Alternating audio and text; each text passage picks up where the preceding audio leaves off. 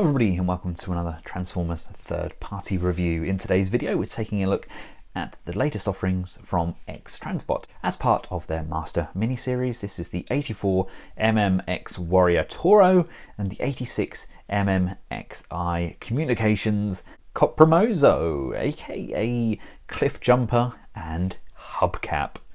I love how X-Transbot carries on this kind of box art set, so you've got the one picture plastered across two boxes. Back of the box we have a very nice schematic and we get a very G1 style write-up and bio with tech spec for both of our characters. And here we have them both out of their polystyrene prisons. Now they've opted to go for the realistic Hulk mode, basing them on a Porsche as opposed to the penny racers, which the original toys were based on and the cartoon kind of resembled. Now, before we get into the vehicles themselves, each character comes with a sled with various different accessories on top there. We have parts for the bonnet, we have an actual sled for the vehicle to sit on, and then we have loads and loads of weapons on there. Now I like this. This is very much like what we got with Masterpiece Ironhide and Ratchet, and I like that X-Transbots have carried that same sort of idea.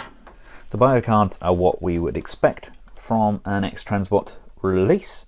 Nice artwork on there, again very kind of G1-esque, and the vehicles themselves are absolutely stunning.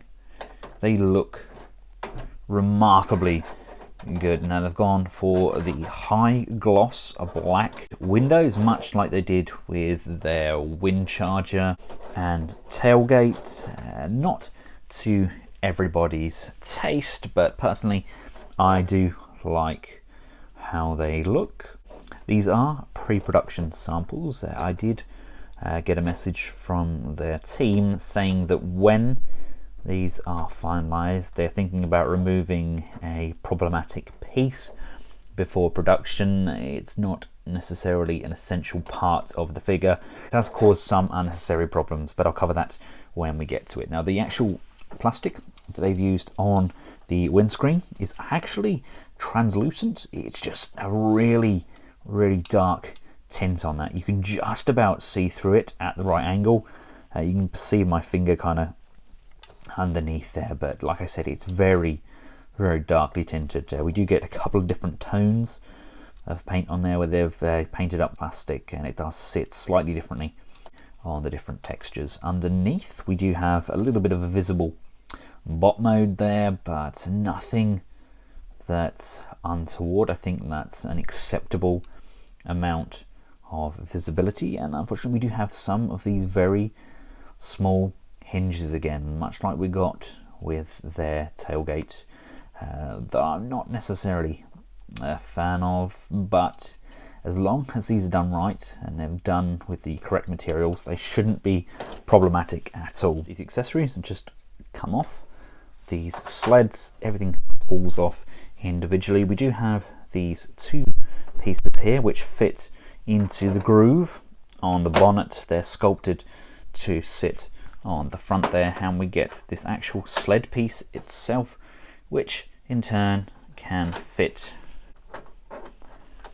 our vehicles. It just sits either side of those wheels, and that does look funky, doesn't it? And here they are with those bonnet pieces in tow. What do you think? I quite like the aerial action. The gun does look nice as well. I'm not a fan of having that constant cutout on the bonnet piece. Would have liked something just to kind of finish that off. Not everybody wants to have an antennae or a gun on the front of the vehicle all the time, but I guess it's nice to have options.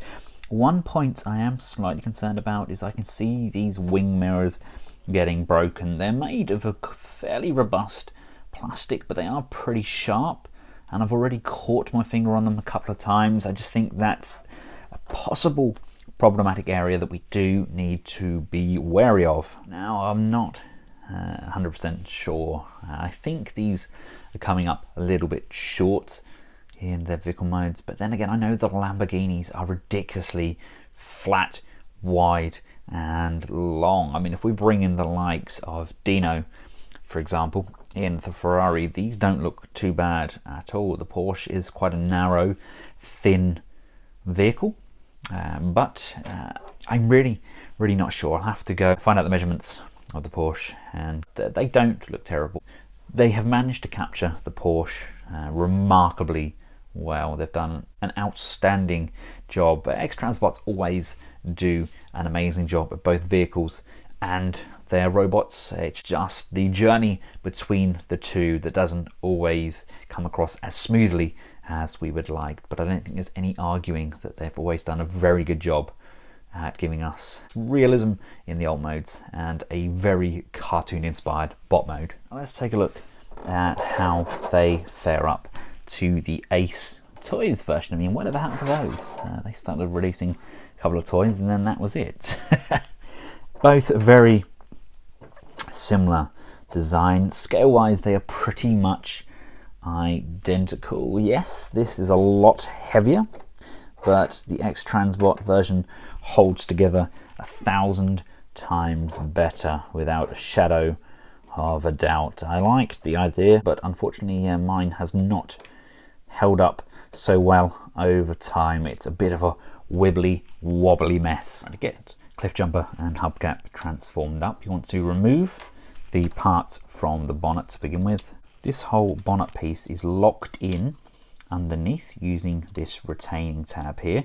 To lift that up, this will flip backwards, and now that this is loose, we can just pull that piece away from the windshield and we can just separate them like so. And now that they're separated, we can just pull and extend out to the side,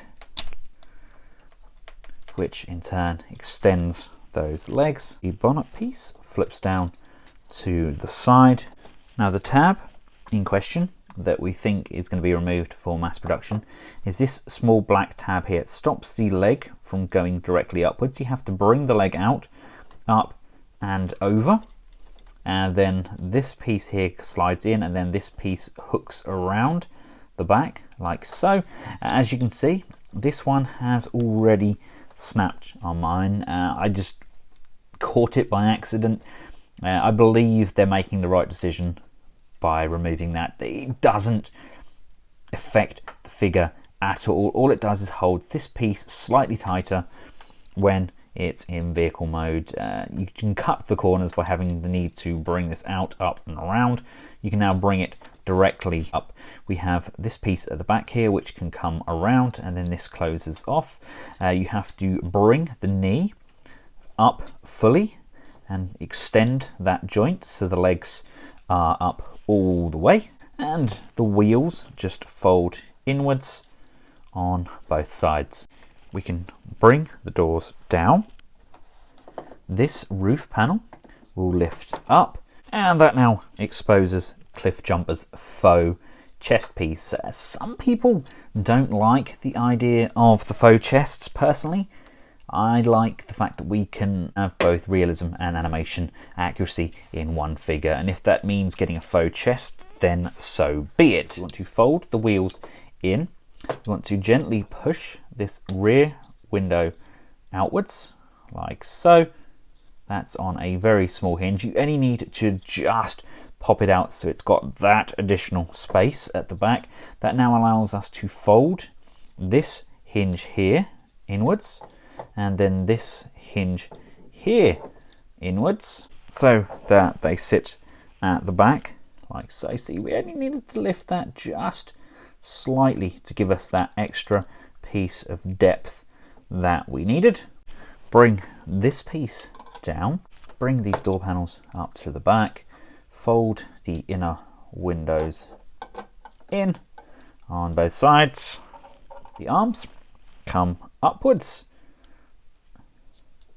and outwards. Slip those fists down, and the arms actually pull out and extend. So gone are the days when Cliffjumper had really stocky short arms. We can bring Cliffjumper's head up, rotate that around. This piece of the backpack collapses down like that. These chest pieces then just push inward. This is then going to come up and fill that void. And then there's a very shallow gap underneath the neck piece, but it's a gap nonetheless. And with those just hooked in on either side, there and there, there we have our Cliffjumper. The waist can just be brought down.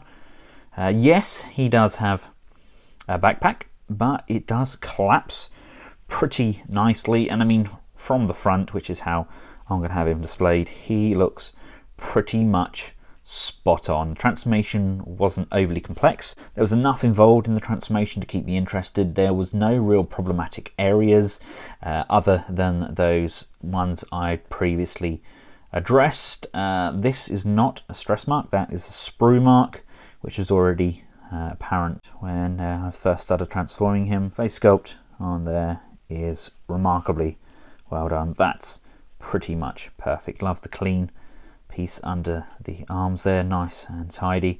Any part I'm not entirely sure about is this piece here. I'm not sure if the spoiler's meant to drop down. Not really sure what they could have done differently there to make that work, but very impressed. It's a good take on Cliffjumper. A few areas I'd like to have seen done slightly differently. I'd like the backpack to have been a little bit smaller, and these don't really tab together. There's nothing to lock any of these foot panels in, but it's all held together by friction, but it does work. Let's take a look at his weapons. You get the pretty much standard accessories that you would expect with a masterpiece figure, very similar to your normal masterpiece line of guns. All slightly different and all slightly unique. The rocket launcher can be laid down, much like we see in the animation, or we can bring that tripoded leg off. He can either carry it over his shoulder that way, or he can carry it up and over like so. Just bring the fingers down, slide the weapon in, and there's a tab. Bend the wrist down, bend the arm upwards. We can have it kind of up over his shoulder.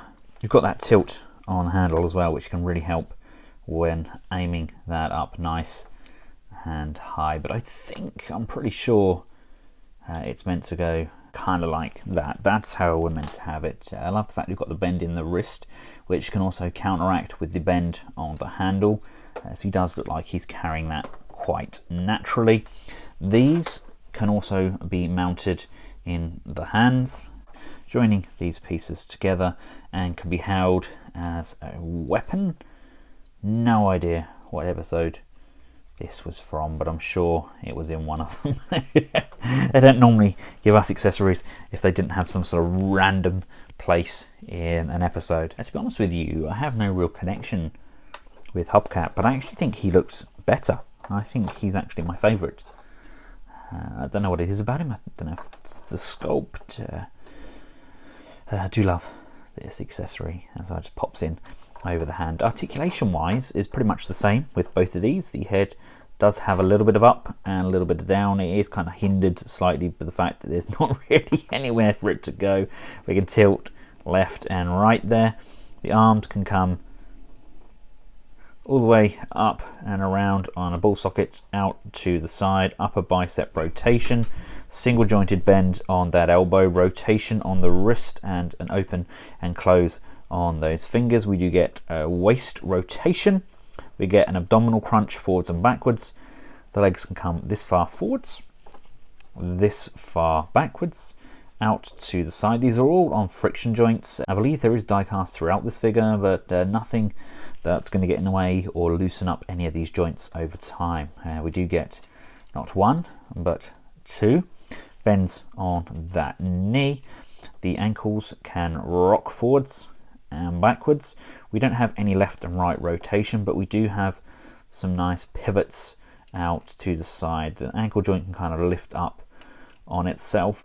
Any real gripes is that nothing really has a place to tab in. These are only held in by friction. Don't get me wrong, friction seems to be doing a pretty darn good job. I think in this situation, friction is our friend. Both figures hold a pose remarkably well. And here they are quickly alongside some of their fellow Autobots, both official and unofficial. My Fans Toys Hound literally just fell apart.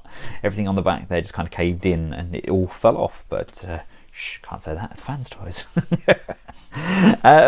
This is definitely the odd one out. It has not boded well over time, so it's gone.